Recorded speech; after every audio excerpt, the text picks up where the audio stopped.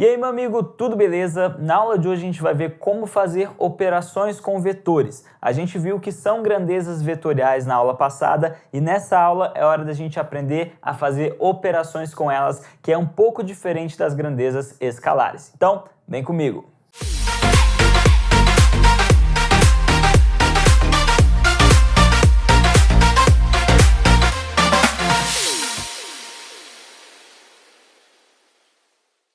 Então, pessoal, aprender a trabalhar com vetores e fazer as operações com vetores é fundamental para o estudo de física, tá bom? E quando a gente trabalha com vetores, a noção é um pouco diferente e você precisa saber também um pouquinho de geometria, principalmente a parte de trigonometria, trabalho com triângulos. Mas vamos lá, quando a gente tem dois vetores que estão na mesma direção, lembra disso? Direção, ou seja, os dois aqui, no caso A e B, estão deitados, então eles estão na direção horizontal. Quando isso acontece, a conta fica muito mais fácil. A gente vai fazer sempre, por exemplo, o vetor B mais o vetor A, certo? Isso aqui vai ser um vetor soma. Danilo, está correta essa representação? Não, porque quando a gente trabalha com vetores, a gente precisa botar uma setinha aqui em cima para identificá-los, tá bom? Então, se eu estou fazendo o vetor B mais o vetor A e quero dar o vetor soma, o que eu preciso fazer é pegar o vetor B, colocar ele aqui no meu plano, tá?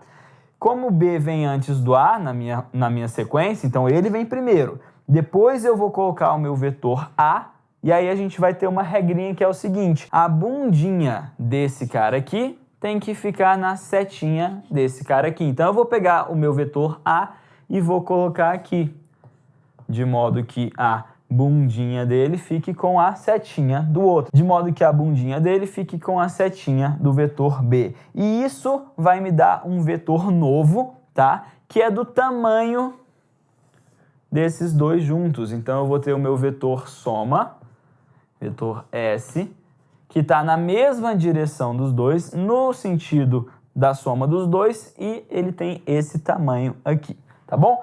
Quando a gente tem esse caso aqui, preste muita atenção. Se eu quero pegar e fazer a minha soma B mais A igual ao vetor soma, o que eu tenho que fazer? Novamente, eu pego B,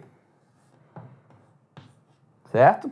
E aí eu vou botar a bundinha do A na setinha do B. Só que a bundinha do A e a setinha do B estão em sentidos opostos. Então eu vou pegar o meu A, vou colocar na bundinha dele, continuar a mesma regra, e vou trazer para cá o tamanho que for dele. E aí você percebe o seguinte: o tamanho que sobrou, né, da bundinha do primeiro até a setinha do último é o tamanho do meu vetor soma, o vetor resultante. Então aqui o meu vetor soma é só esse tamaninho aqui, tá bom? É só isso aqui, só esse pequenininho. Ué, Danilo, mas então isso aí não é o A menos o B? Ou B menos o A? Não, por quê? O que acontece? Quando eu pego um vetor e falo o menos daquele vetor, eu mudo o sentido dele, a direção permanece, mas eu mudo o seu sentido. Se nesse caso aqui eu fosse pegar o B menos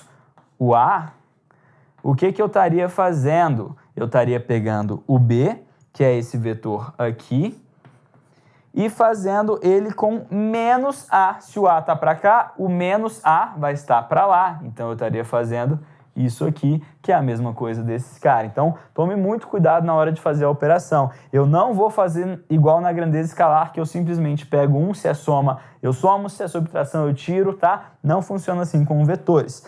Só quando eles estão em direções diferentes, isso muda ainda mais, tá bom? Então, se eu quero fazer, nesse caso aqui, o meu B mais o meu A, como é que vai ficar? A mesma coisa. Então, eu vou pegar o B, vou representar o meu vetor B. E aí eu vou pegar o A e colocar a bundinha dele na setinha do B, tá? Aqui. E aí como que é o meu vetor soma? Eu saio da bundinha do primeiro e vou até a setinha do último. Ou seja, o meu vetor soma está aqui. Nossa, Danilo, mas calma aí. Se esse cara aqui mede 10 e esse mede 5, esse aqui vai valer 15, certo? Porque ele ficou o tamanho dos dois. Como que eu faço para calcular isso aqui? Pessoal, se eles têm um ângulo de 90 graus entre si, fica muito fácil, é só usar Pitágoras, tá bom? Então, esse aqui é o cateto, esse é outro cateto e esse aqui é a hipotenusa. O meu vetor soma é a hipotenusa. De modo que eu vou ter o seguinte, soma ao quadrado vai ser igual ao b ao quadrado mais o a ao quadrado. Isso aqui é Pitágoras puramente, tá bom? Não tem mistério. Só que pode acontecer que eles estejam em direções diferentes, só que não estejam perpendiculares, ou seja, o ângulo não seja de 90 graus.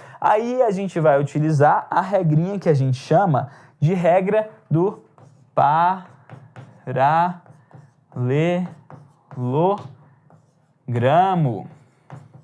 O que é isso? Bom, quando eu tenho esse caso aqui, o que a gente vai fazer? Eu vou pegar esse meu vetor A, tá? E vou reescrever ele igualzinho ele tá aqui, com a bundinha dele na setinha do B. Mesma inclinação, mesmo tamanho, e aí a gente vai ter algo próximo a isso aqui. E eu faço a mesma coisa com B. Eu pego o B e coloco na setinha do A.